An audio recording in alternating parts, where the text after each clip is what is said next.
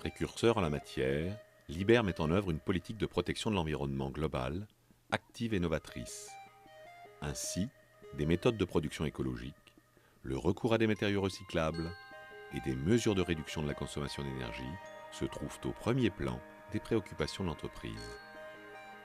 L'utilisation de fluides frigorigènes R600A ou R290 sans HFC s'inscrit dans cette optique environnementale. L'intervention sur un circuit frigorifique est une affaire de professionnels. Il est impératif de respecter le déroulement et la procédure en commençant par la perforation du déshydrateur et la vidange du circuit par ce point. Si le compresseur est en état de fonctionnement, le technicien peut le faire fonctionner pour accélérer l'évacuation du fluide.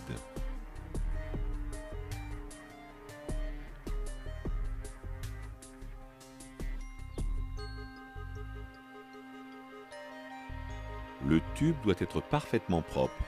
Pour cela, le nettoyer à l'aide d'une toile abrasive par un mouvement rotatif.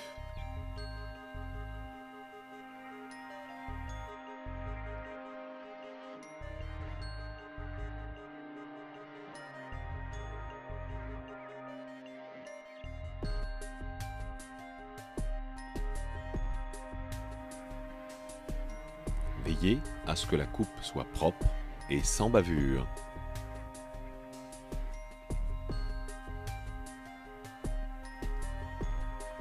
L'intervention sur le circuit est réalisée à température ambiante. Attention, dans le cas d'un congélateur, dont l'évaporateur serait à température négative, il faut soit attendre que la température remonte à un niveau positif ou purger l'évaporateur à l'azote avant l'intervention sur le circuit.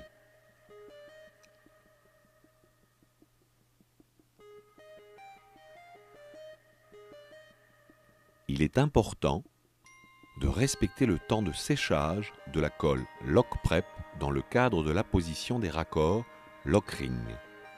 Pour le cuivre, laissez sécher pendant 4 minutes à une température ambiante de plus 18. Pour le fer, 8 minutes et pour l'aluminium, 18 minutes.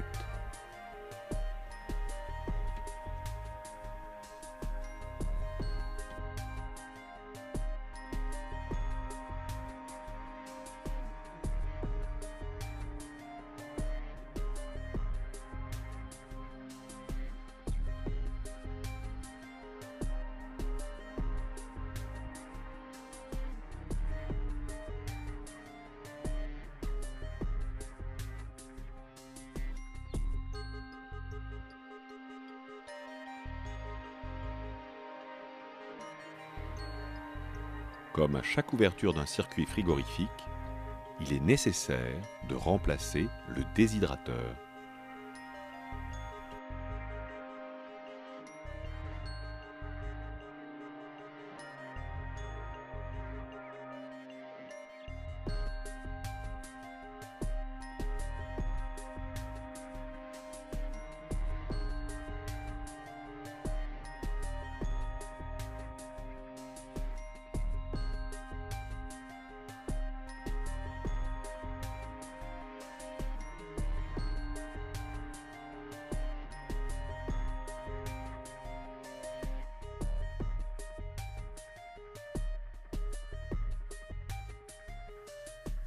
Pour éviter d'obstruer l'extrémité du capillaire, il faut veiller à le faire dépasser du raccord. Appliquez ensuite quelques gouttes de lock-prep et tournez le raccord pour bien répartir la colle.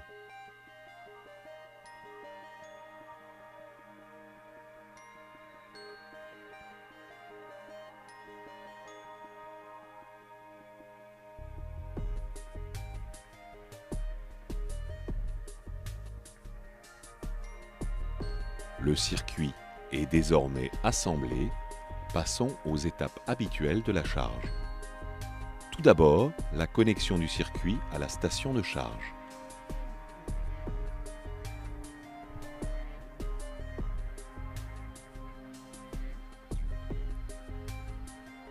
Relions à présent la bouteille de fluide R600A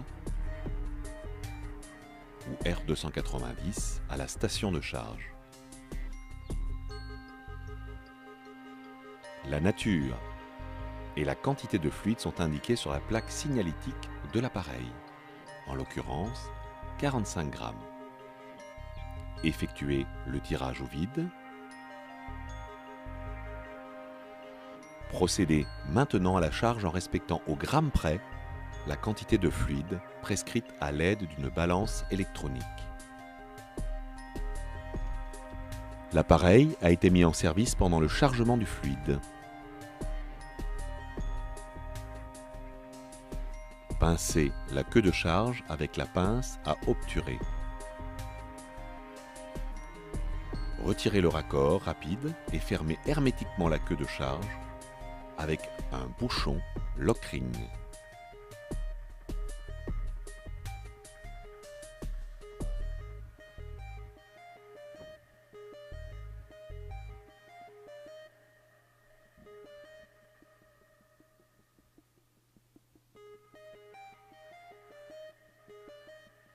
Le process d'intervention concerne les circuits frigorifiques simples, composés d'un compresseur, condenseur, déshydrateur, capillaire et évaporateur, à l'exclusion des circuits à électrovanne.